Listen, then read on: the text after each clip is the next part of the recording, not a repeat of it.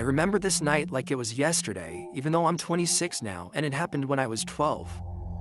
My parents left me home with my 18-year-old brother Zach for the night, and at first I was excited because it was just me in the big house, which felt like huge freedom at the time.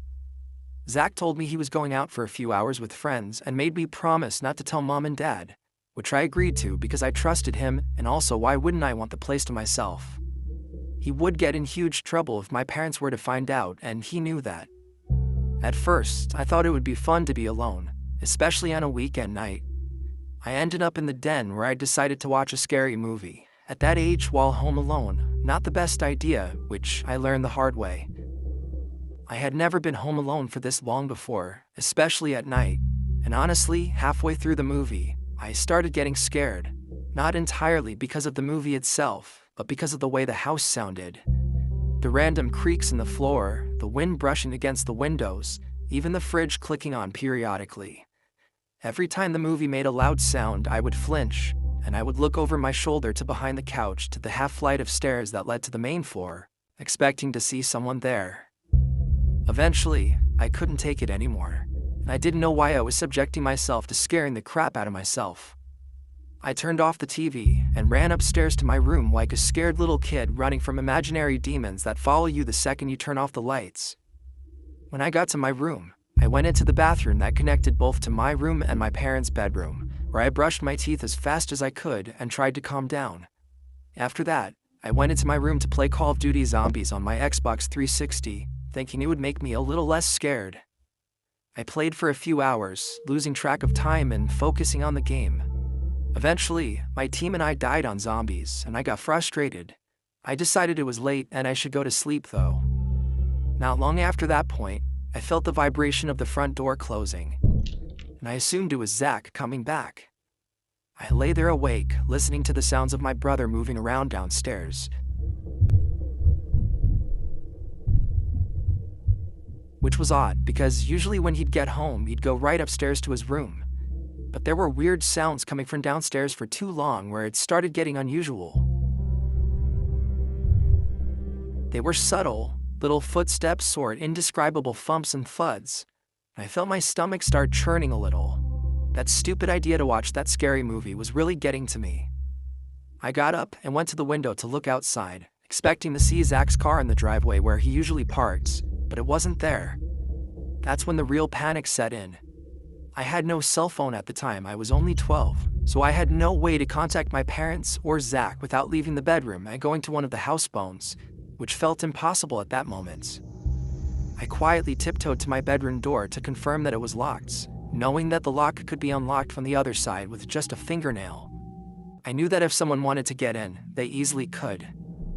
I looked around and decided the only safe place to hide was the small crawl-in closet built into the wall of my room. I squeezed inside, shut the door carefully from the inside, and tried to calm myself as I listened.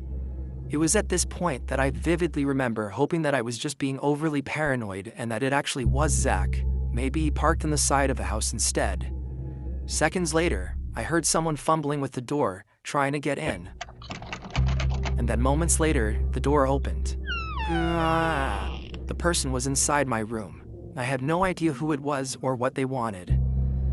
I stayed completely still, listening to footsteps moving around my room, feeling the floorboards creak beneath the weight of someone walking, and hearing things being moved and shifted around. Every second felt like an eternity. I was terrified that the closet door could open at any second and I could be dead. I still prayed it was my brother, but I stayed quiet, barely breathing and hoping that whoever it was would leave. I could hear them dragging something across the floor at one point, which made me even more nervous. I felt like hours had passed, that it was probably only minutes.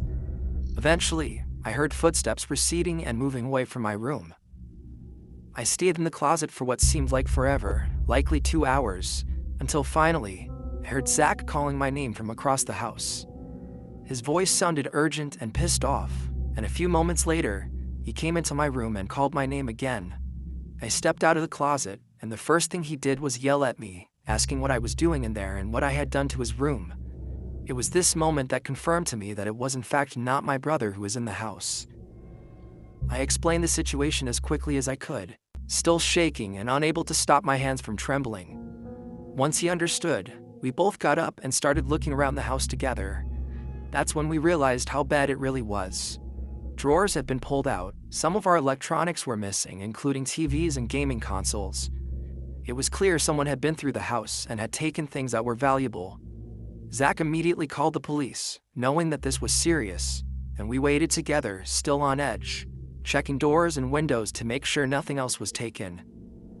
The police came and made a report, writing down everything that was missing and asking us questions about what happened. They told us they would investigate and that we should wait for our parents to get home. Around 4 a.m., our parents arrived.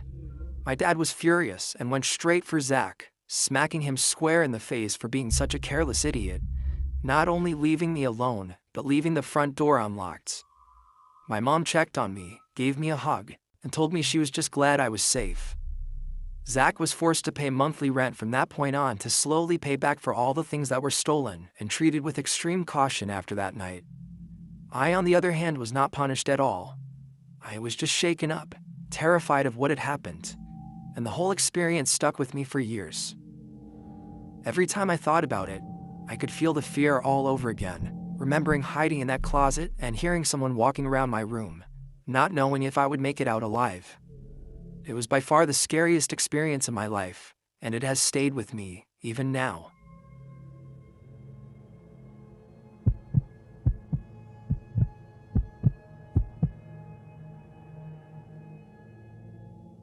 When I was just a child, not even in kindergarten, I lived with my grandparents.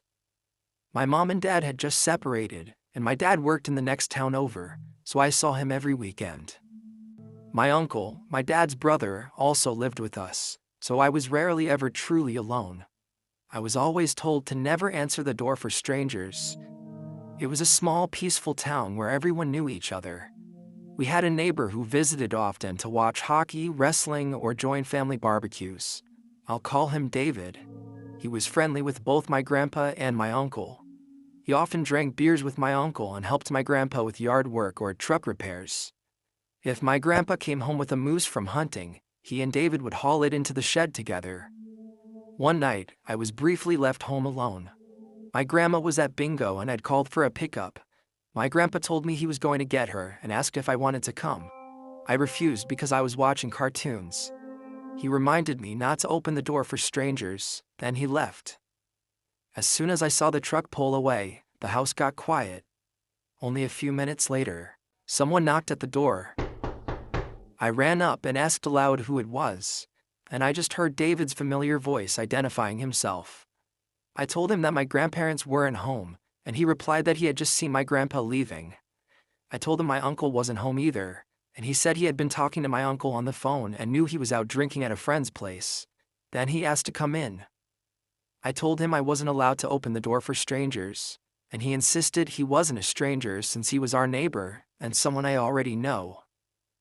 In my child mind, he was right, but I didn't understand why he would come over when my grandpa and uncle weren't there. I unlocked the door and opened it. David towered over me. He was obviously drunk, swaying, slurring, squinting with one eye. He stepped inside and put his hands on my shoulders as I backed up. I didn't feel alarmed yet because I had seen my uncle drunk many times. I told him he could wait in the kitchen while I went back to watch TV, but he would not let go of my shoulders. I tried to pull his hands off of me but couldn't. His voice changed, filled with anger, and he said things that frightened me. Though I can't remember the exact words now, only the fear that they put in me. He dragged me into the kitchen and grabbed a large knife. He pressed the tip against my belly and asked if I wanted to be stabbed. When I cried, he told me to quiet down or he would cut my tongue or my throat. He dragged the dull side of the blade across my throat to show he was serious. Then I heard my grandparents' truck pulling in. Car doors closed outside. Relief flooded me, and I was about to scream for help. But David clamped his hand over my mouth. He turned us both toward the doorway just as my grandma entered. Her smile vanished when she saw him holding me with a knife. She screamed for my grandpa to get inside immediately. My grandpa rushed in, yelling in shock and fury as he demanded to know what was happening. He took one look at David holding me hostage and charged forward, shouting at David with pure rage. David shoved me to the floor. My grandma rushed over, grabbed me tightly, and blocked me from seeing what was happening while telling me I was safe. I could still hear the struggle. Eventually, my grandpa overpowered him. When I finally looked up, my grandpa was shoving David out the door, yelling at him to never come back, and then slamming the door. As I grew up, I realized David had waited deliberately. He must have known my uncle wasn't home and that my grandma was at bingo. He had seen my grandpa leave. That was his moment. I was too young to understand his intentions. Years later, after my grandpa's funeral, when I was sitting with my grandma discussing memories, I brought up that night and how heroic Grandpa had been. She looked uneasy. She said it was truly a terrifying night. She asked if I remembered that my grandpa went out hunting that same night. I faintly remembered him leaving, even though hunting at night wasn't something he usually did unless it involved camping. When I asked why he left, she claimed she didn't remember much. It got me thinking. They never called the cops to press charges on him, and I never saw him again after that night. My grandpa was respected in the community. He was friends with, as well as went to the same church as some police officers, and was known to be a good hunter. No one would ever question if they saw a bloody tarp in the back of his truck, and he was driving out of town late at night.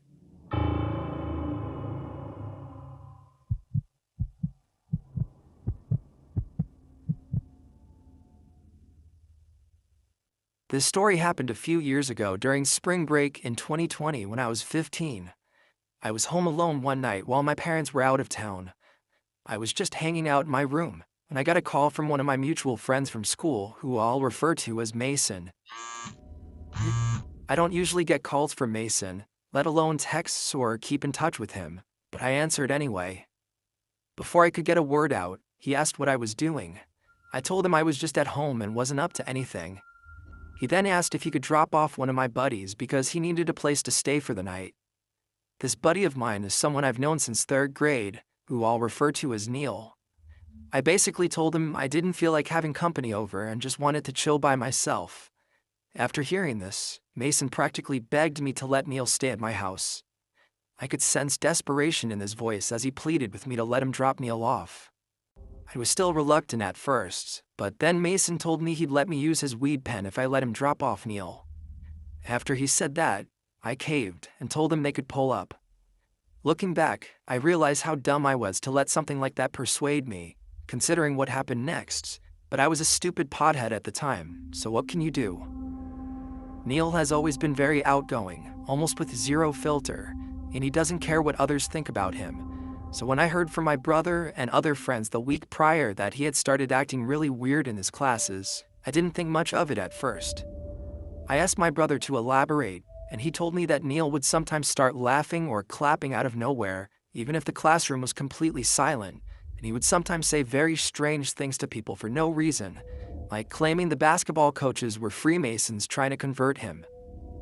After hearing this, I realized Neil wasn't acting normal, and it wasn't until he and Mason arrived at my house that I understood how bad it really was.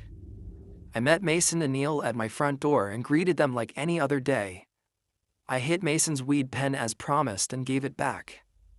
As Mason was about to leave, he grabbed Neil by the shoulders in a very serious way, tears forming in his eyes, and he pleaded with him not to do that thing.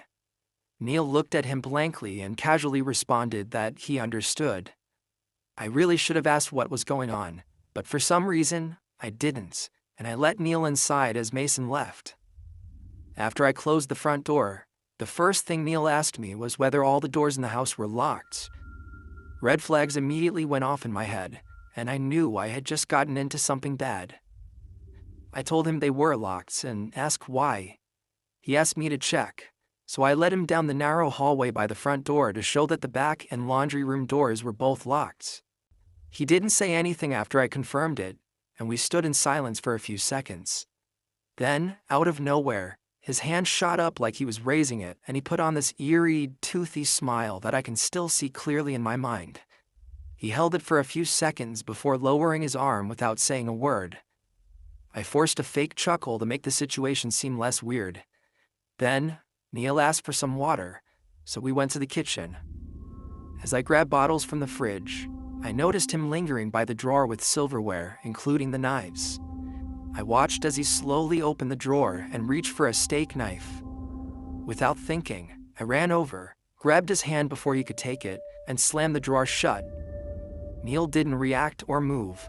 He just stared at me and let out a chuckle like he was pretending it was a joke. At that moment, I could feel my heart pounding in my ears, and I was frozen in fear.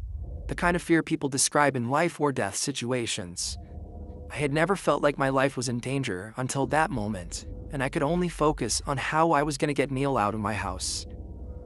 He finally broke the silence by suggesting we go to the park in the neighborhood. I agreed as if nothing happened. We walked to the laundry room leading to the driveway, and I intentionally let him out first. I told him I needed to put shoes on, which I did. He paused and subtly looked disappointed, telling me to hurry up. I shut the door, locked it immediately, and called my brother to explain what had just happened. After finishing the call, I grabbed every knife in the kitchen and brought them upstairs to my room. Keep in mind, I was stoned at the time, so my decision-making wasn't perfect, but I knew I needed to prevent Neil from forcing his way back into the house. My brother arrived with 3 friends in less than 5 minutes, and they met Neil outside. I stayed inside for a few minutes, nervous, then went out. My brother and friends were talking to Neil, who was rambling about the school's basketball coaches being in the Illuminati and claiming they would sexually assault the boys on the team to make them play better. He continued talking nonsense for a few minutes. Then we decided to get him home, because there was no way I was letting him stay under my roof after what had happened. When my friends eventually took Neil home, even though he insisted he couldn't go because he believed his dad was going to kill him. After all this, I called Mason to ask what Neil had said to him that made him act that way, and Mason explained that during the car ride, Neil had been reading a manifesto claiming he needed to kill himself or someone else to prevent his dad from trying to kill him. Mason had panicked and just wanted to get rid of Neil, which explains why he sounded so desperate to drop him off at my house earlier. After hearing this, I lost my mind and asked Mason why he would just dump Neil at my house without warning me, though I knew part of the fault was mine for not asking sooner. Later, it was revealed that Neil had taken drugs he shouldn't have, which triggered schizophrenic episodes and caused him to hear voices. About a month later, I told my mom the story, and she was not thrilled, to put it lightly. Needless to say, I avoided something truly horrific that night by being on edge when Neil entered the house, and I still think about what could have happened if I hadn't paid attention to him in the kitchen.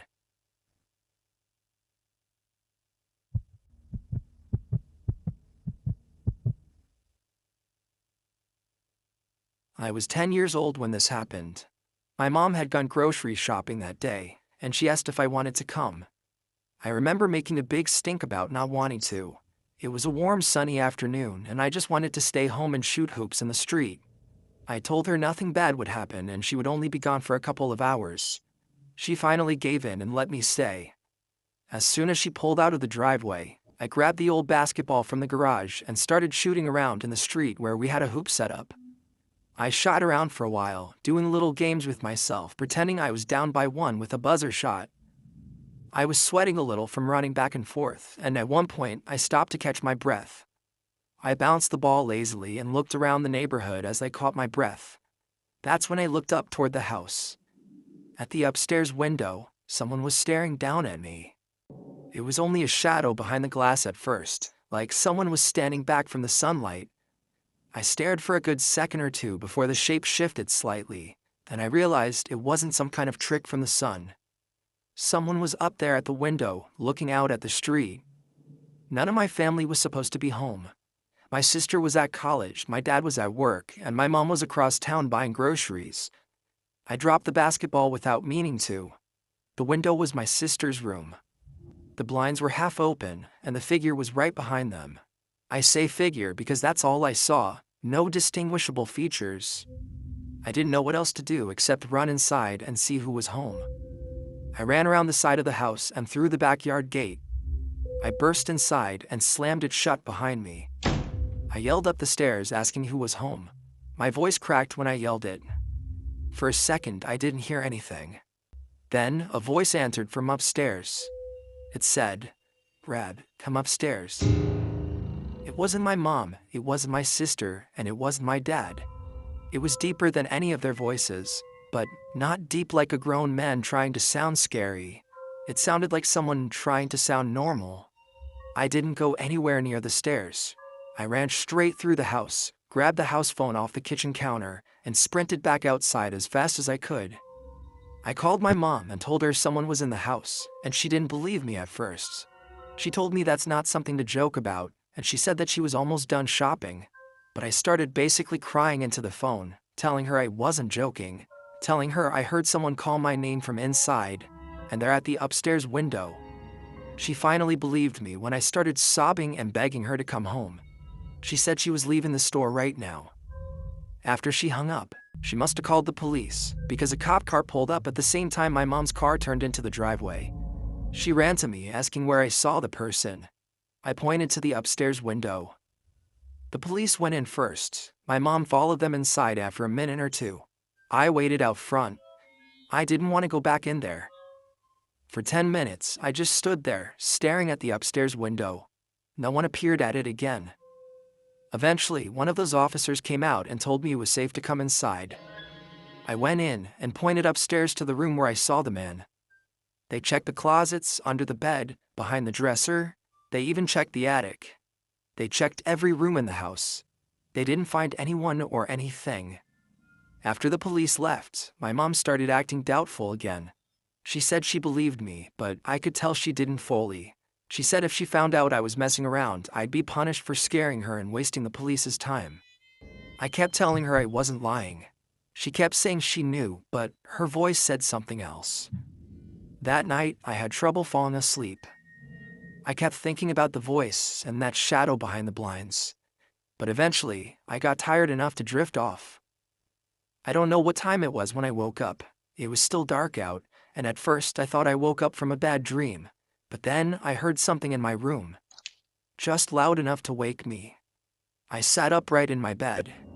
My eyes were still adjusting to the dark, but I could see the outlines of my room. I could see my dresser, my closet door cracked open, my shelves, and across the room, not far from my bed, I saw something else. An unfamiliar shape. A tall, dark shape, standing completely still. For a second, I thought I was imagining it, but then the slightest movement made me realize what it was. It was a person, a full-grown person standing in my bedroom. I didn't even have time to breathe. I just screamed, a loud, broken scream that tore out of my throat. As soon as I screamed, the figure moved, fast. It darted across my room in 2 steps, grabbed my window, slid it open, and jumped out. I heard the man's feet land on the small awning below the window.